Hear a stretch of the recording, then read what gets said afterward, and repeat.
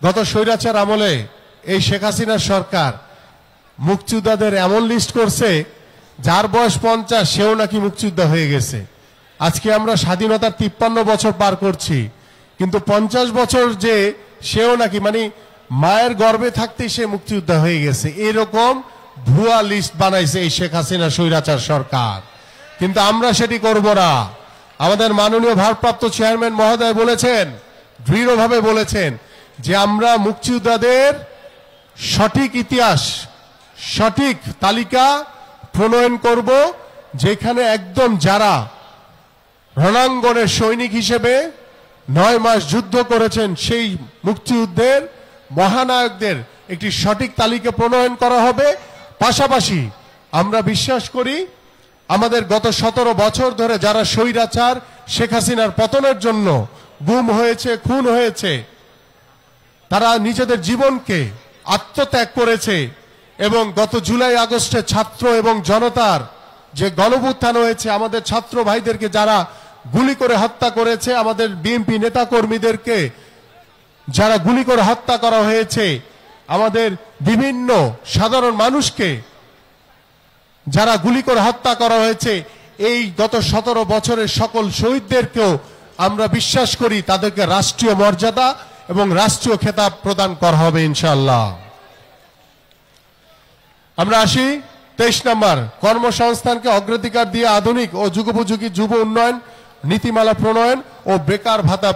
প্রবর্তন করা, যেটি ইতিমধ্যে আমি বলেছি বেকার ভাতা দেওয়া হবে, শিক্ষিত এবং তাদের জন্য কর্মসংস্থানের ব্যবস্থা করা হবে। 24 নম্বর, নারীর মর্যাদা সুরক্ষা ক্ষমতায়নে যথাযথ পদক্ষেপ গ্রহণ। এটি আমাদের নারীদের জন্য অত্যন্ত গুরুত্বপূর্ণ, কারণ আমরা চাই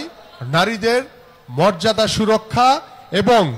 ক্ষমতায়নে, এবং এখানে আমাদের সংসদে এবং স্থানীয় যে নির্বাচন হয় সে নির্বাচনে মহিলাদের অংশগ্রহণ আরো অনেক বেশি বাড়িয়ে দেওয়া হবে, সে বিষয়ে একটি নীতিমালা প্রদান করা হয়েছে। আমরা 25, চাহিদা ও জ্ঞান ভিত্তিক শিক্ষা ব্যবস্থার মাধ্যমে বাস্তবায়নের মাধ্যমে ভবিষ্যৎ চ্যালেঞ্জ মোকাবেলায় সক্ষম ও শিক্ষিত জনগোষ্ঠী গড়ে তোলা। 26 নম্বর, সবার জন্য স্বাস্থ্য এবং সার্বজনীন চিকিৎসা ব্যবস্থা কার্যকর করা, প্রাথমিক ও প্রতিরোধমূলক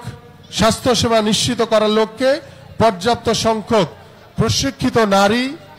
পুরুষ পল্লী স্বাস্থ্যকর্মীর ব্যবস্থা করা এবং সংক্রামক ও সংক্রামক রোগের চিকিৎসা, শিক্ষা ও গবেষণা সুবিধা নিশ্চিত করা। 27 নম্বর, কৃষকের উৎপাদন বিপণন সুরক্ষা দিয়ে কৃষি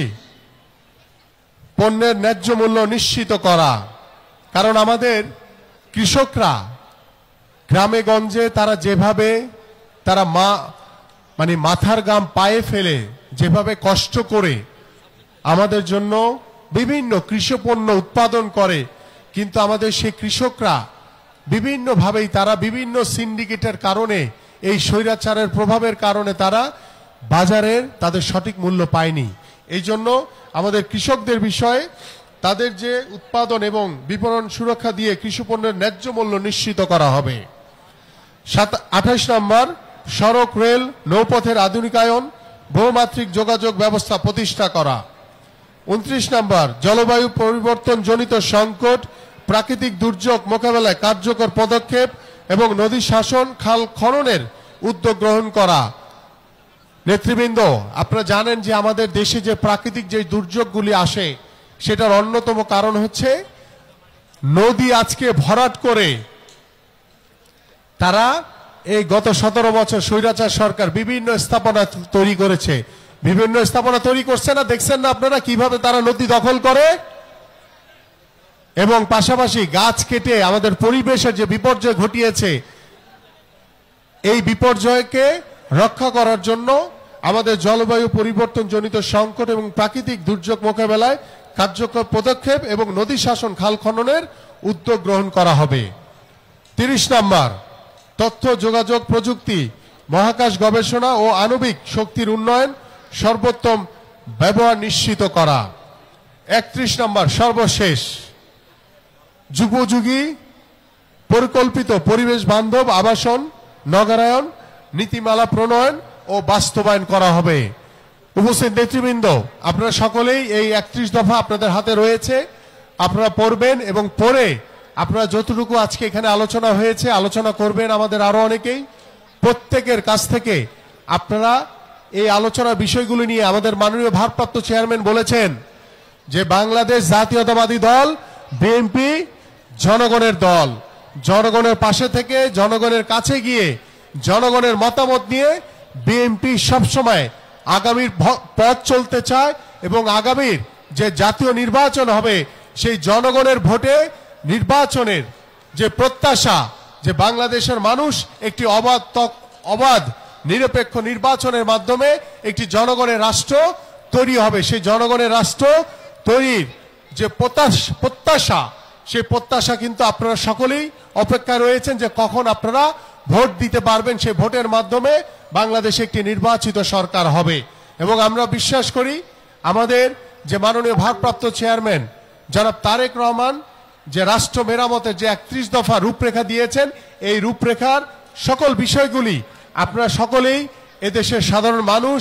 আপনাদের পাড়া প্রতিবেশী চায়ের টেবিলে আপনাদের পরিবারের কাছে পৌঁছে দিবেন এবং এটি নিয়ে আলোচনার মাধ্যমে আমরা যে রাষ্ট্র মেরামত করতে চাই, গত 17 বছর ধরে বাংলাদেশের এই স্বৈরাচার সরকার বাংলাদেশের রাষ্ট্রকে যে ধ্বংস করে দিয়েছে, সেই ধ্বংসস্তূপ থেকে আমরা একটি সুন্দর সমাজ, একটি সুন্দর বাংলাদেশ গড়তে চাই।